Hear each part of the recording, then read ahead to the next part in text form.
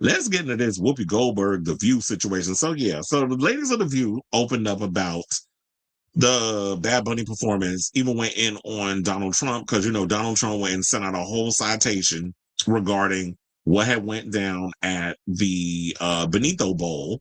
Even though they all said they wasn't going to watch, they said they was going to watch, you know, the Clan Fest over there on YouTube, which was headlined, you know, the Turning Point thing, which was headlined by Kid Rock, who basically was up there like a full on drag queen lip syncing for his life. Because whenever, and I'm like, you people are just slow, because he kept moving the microphone away and the lyrics were still going. It's like, did you not rehearse?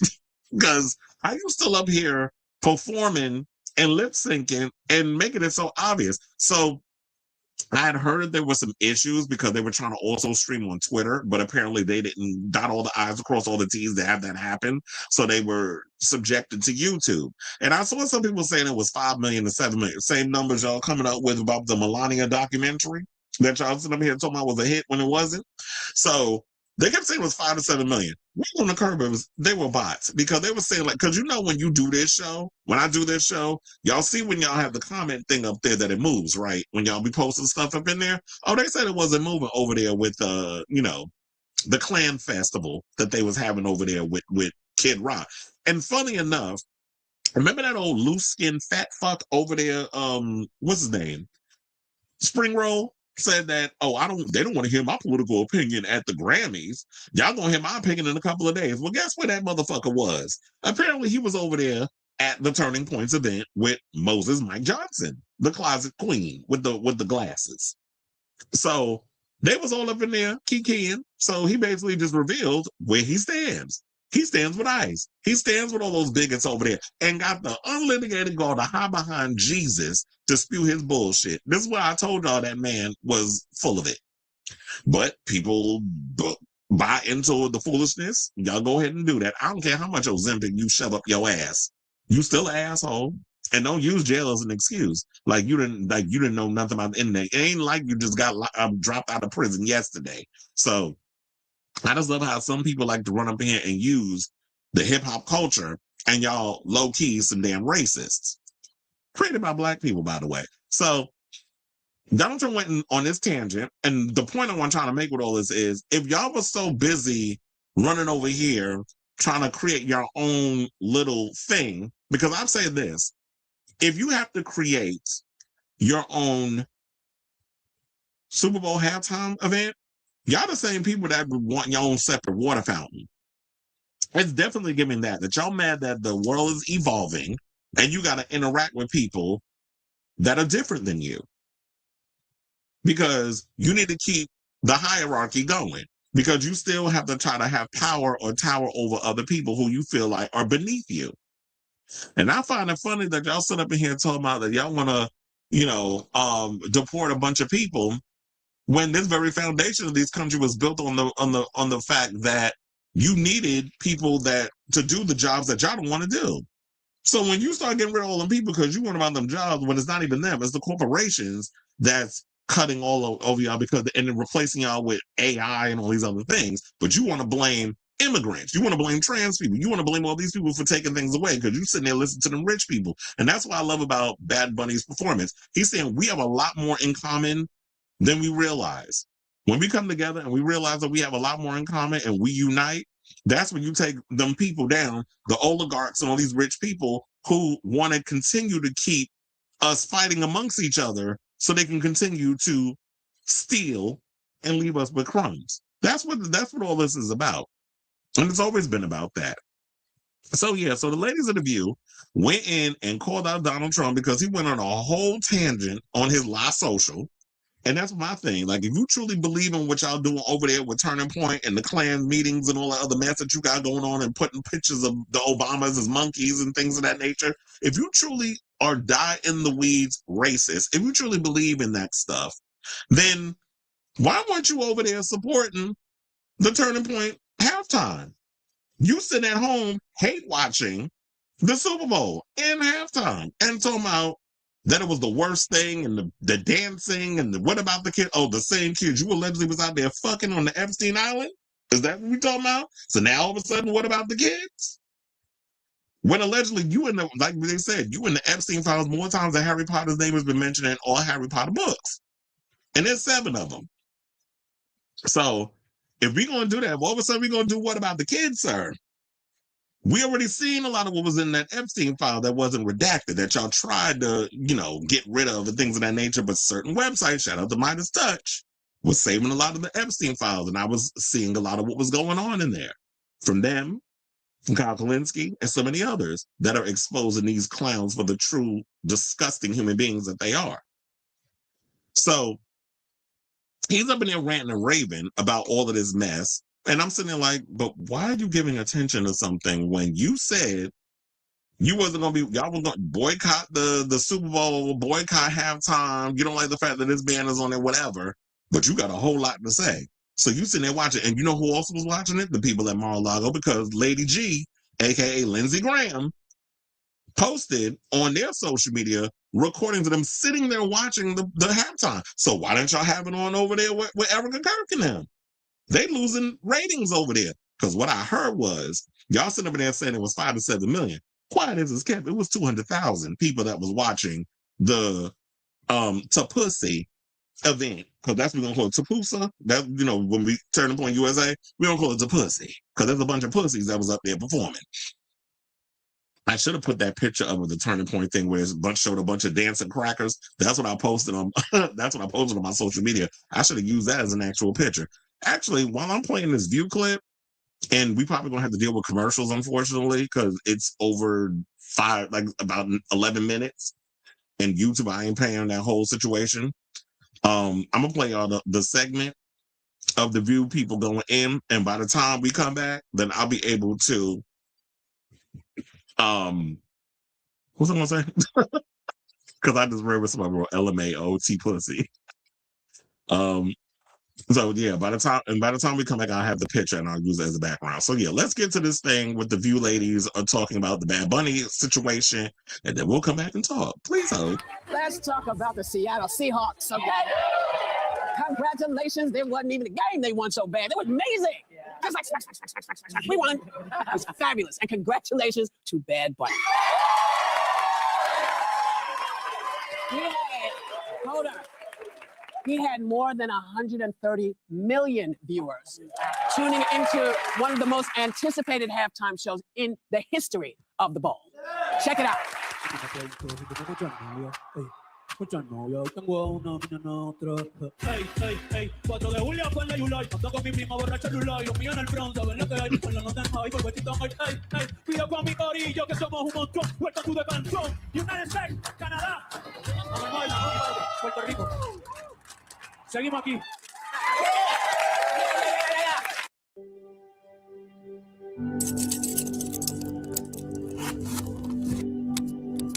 I told you that was going to come in. But alas, not everyone was a fan. You know who posted that it was an affront to the greatness of America and doesn't represent our standards of success, creativity, or excellence? He definitely did not write that statement. Like, there's no way. Listen. It's a little too coherent. It's clear, though, that you watched it. Yeah. So what was happening with Kid Rock? That wasn't that your thing? You didn't want, Also, did they get his, no, they didn't get that. Okay. All right. Well, I'm not going to bring it up. But you know what? That's a good thing about America. You can watch what you want when you want. So you were able to watch Kid Rock, or you could watch Bad Bunny, or if you were smart, you go back and forth just to stay on top of stuff.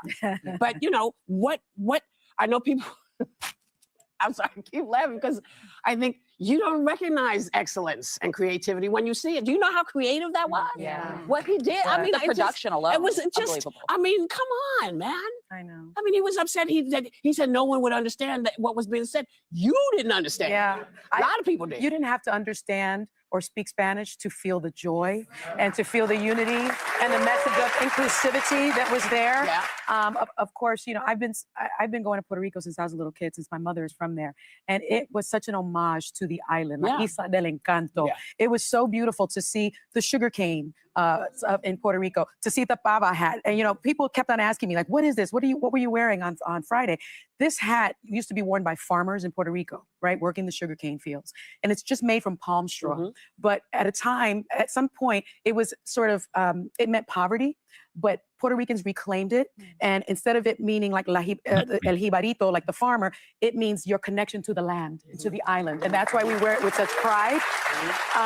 And then, you know, you have men playing dominoes. You have the music, you have the casita. It was just joyful. And I think a very important political statement that was made is that the power grid in Puerto Rico has been a problem for so long. It's a problem historically. It's been corrupt. It's run by a company that doesn't own it, but the contract guarantees payment regardless if the electricity works or not. And so Puerto Ricans have the highest electrical bills in our country. And the grid goes down all the time. I was there for New Year's Eve.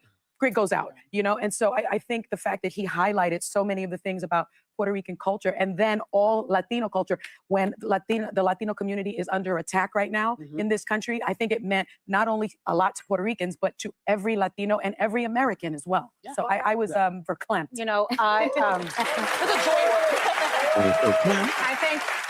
think maybe the reason that Trump doesn't like Bad Bunny is because Bad Bunny, unlike him, isn't a Nepo trust fund baby. Just 10 years ago, this is amazing to me. Just 10 years ago, Benito, Martinez Ocasio, Bad Bunny was bagging groceries at a supermarket in San Juan and uploading his music to YouTube. And 10 years later, here he is at the biggest stage in the world. And one of the things he said in the concert was, in the halftime show, was that the reason he was there is because he had belief in himself. And he urged the rest of us to believe in ourselves. And every time Bad Bunny has gone on stage, from the very beginning, when he started getting awards, when he started going to concerts, he always thanked the Latino community that was behind him. And last night, he delivered. Every time he's gotten asked how you feel about the Super Bowl, the word that came out of him was grateful. I got to tell you, when I saw Ricky Martin come out there, and I mean, that looked good too. When I saw Ricky, and he was singing the most poignant song, which is about, I don't want for Puerto Rico to go through what Hawaii has become. Cuando Ricky se sole, ese lelolai, por poco me da algo. But he was, I really can't. And there were so many people texting me yesterday on my timeline who told me they were weeping. And I can't overstate what it means to the Latino community that has seen itself persecuted, attacked, racially profiled. We have seen for the last year our children dragged through the streets. We have seen our pregnant women, our elderly dragged through the streets, disappeared and detained. To have Bad Bunny use that platform to say, do not otherize us. We are all part of America and we are all equal and we all belong and love is stronger than hate. To have him give that little Grammy, the Grammy to the little boy that represents, there's 3,800 children in detention centers right now. So the different symbolisms of, you know, of having Ricky there, who's part of a different generation, of, but knows what it's like to go around the world without losing his heritage, always knowing where he comes from, being proud of his roots. You know, micro joys help us deal with macro sadness. I have had macro sadness for over a year under Trump, seeing what he has done to my community and what he continues to do to my community. I am so grateful to Bad Bunny for having given me that micro joy, and I will see that halftime show. I've seen it 5 times already. Yeah, same. And by the way, kudos to the NFL. Hold up, Alana in Texas just placed the dreamiest protein coffee order. She picked Snickerdoodle or NFL, they made a decision that I said this would be the most watched halftime show and that it was a smart business decision. They made it by choosing Bad Bunny. They committed to it and they didn't blink. And it's obvious why. The NFL wants to be an international brand. They're doing more games abroad than they ever have. He's multiple times over, Bad Bunny has been the most streamed artist on Spotify. 39 million Latinos are among the NFL's most loyal viewers and the most likely to buy merchandise. They know what they're doing. They're like, this is an excellent artist who appeals to a demographic that may not even tune into the Super Bowl, but they will to see him. And it was also just an excellent performance. Start to finish. Excellent. I only even knew the song he ended with, and I was like, I'm following this. I love this. People are dancing. Baby might come out. Like, we're good. And I'll say this on like the sort of culture war, the other halftime show. The people who were mad the day he was announced as the halftime show were going to be mad regardless of it. If he flew out on a bald eagle saluting Ronald Reagan and George Washington, he would have still been mad. So it's like, I think it's a good reminder, like, tune out the timeline, tune out the noise. I think it's no shade to Turning Point in the alternative programming. They got like 5 million views. 135 million people tune in. It's America's game. It was a great performance. And honestly, and I just want to end on this too. you don't need to speak the language to appreciate it. That was the takeaway. Well, My Bad mom was Bunny- like, this is great. Like, he said himself, you don't need to understand me. I want you to dance. There was no one that could have watched last night that didn't dance. Oh, you and know they won. And the thing I love, though, that when you think of sports in this country, actually globally, but you grow up knowing it's a celebration. You're going to show up and celebrate. This was the richest celebration that Bad Bunny didn't make about himself. He was lifting everyone up around him, and the light shone so bright. And as they rattled off those countries at the end about North America, South America, Central America, it's funny how that becomes political to some, because that's the most inclusive big tent love I've ever seen at the biggest game of the year. That's what it's supposed to be. You know, I'd like to mention fashion. He was wearing Zara, which is a Spanish brand. So I was really digging that. Well, you know, listen, here's the thing. People will watch what they want to watch. You can't dictate what people are going to do or how they're going to feel. You know, you were talking about how tired you are of watching the destruction of people's energies and their feeling. Me too. Yeah. And I've been tired of it for quite some time as I watch them, you know, remove information about Medgar Evers, you know, and say that the man who shot and killed him was not a racist. He's not to be called. He is a racist. He was a racist, and he will always be a racist. And the reason I say that is because we in this country, what we don't learn in the history books that don't tell us half of what our history is, we learn orally. And these stories are not going anywhere. But here's a great story for y'all to just put in your pocket, because I know you're going to want to see the Super Bowl again. You know where you can watch it next year? Right here on ABC. We have the Super Bowl. We will have the Super Bowl. I'm about to say, okay, we can pause at this point. They're done. So I'm like, God damn, the ABC is getting everything. They got the Grammys, they got the Super Bowl, everything's going to ABC. Now ABC done swallow. I think they're about to become the #1 channel in the world, because they just snatching up everything. But yeah, I feel like they said all that need to be said. I was another one that was watching the Super Bowl, the halftime multiple times. I watched it twice yesterday. The second time, because I had it on two things. I had it on my laptop because I was watching other stuff on my regular TV, because I don't particularly care for the regular Super Bowl. I did catch snippets, but when I watched the halftime, I wanted to be aware when the halftime was coming on, so I had it on my laptop. Peacock is what was showing it. So the good thing about it was, because I don't know if it was going to work on the regular TV, but after I was done, I was able to rewind it and watch the thing again based on the stuff that I missed. And then this morning, which I knew they were going to do, they were going to drop the full Super Bowl performance on YouTube. So it's available to watch on YouTube as many times you guys want. And I was starting to catch all the little things that was going on, all the Easter eggs and all the things that I had missed, all the celebrities. Because somebody said Cardi B was out. I missed it the first time because there was so much going on. He had so many people up there performing. There was so many cultural references that I was just trying to eat it all up and take it all in and absorb everything. That upon first time, I was going to miss out on a lot of stuff. So you got to watch the performance so many times. And I can tell you, every time I watched it, it tugged at the heartstrings. I got emotional. And, it was just a lot that was going on. So, yeah, I was definitely excited for, hold on, because I did say I was going to bring up that picture, because I did find it. Hold on. I was like, where we going? We got to find it. In case y'all didn't see this picture that I have, I was posting over social media. Everybody was having a cackle. So I was like, let me put that out there. So this photo right here, which you could literally see the dancing crackers and the American flag, and it was the Turning Point halftime show. That's basically what it was giving. And so everybody saying it was 5 million, but a lot of people said no, it was 230,000, because people were screenshotting it and they were showing it on on social media. So they weren't even getting the numbers that they claimed that they were getting. But nevertheless, shout out to the ladies of The View. Shout out to everybody. Oh, yeah. And before we get up out of here, I want to show y'all this video, because they said that it was showing during the halftime, but I don't know anybody who will mention it. This literally is a video, speaking of the Epstein files, because this is really the distraction of what Donald Trump don't want y'all to be talking about, because he, like I said, he's all over them Epstein files. So we got this video that I came across on Twitter. What you and Elon Musk still having a little situation? But yeah, where it basically was showing that what is it? Oh, the survivors of Jeffrey Epstein. Basically, they said it's set to air the Super Bowl ad, telling millions of viewers that 3 million Epstein-related files are still missing. And they even have it in there, and they're saying that, yeah, Pam Bondi was good. Like, show us where the Epstein files at. Like, stop trying, do your damn job. But she is doing her job. She's protecting the president from all the guilt and everything that's coming out. And then in the video, you start to see like the black cover up that's like showing like certain words being redacted to show you like the redaction of what was going on with the whole Epstein thing. So yeah, in case y'all didn't see this commercial, I want to share y'all this clip. So please hold.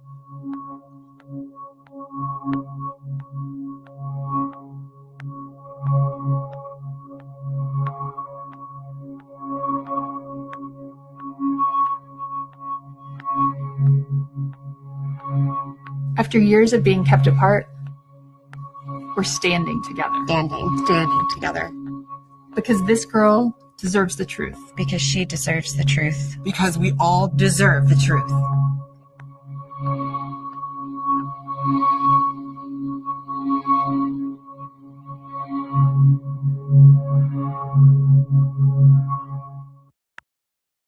All right, so yeah, that's pretty much it. And I feel like we can just leave it there at this point. So I say all of this to say, what do you guys think of this story? Because it was a lot to unpack. I know this is going to be a long answer.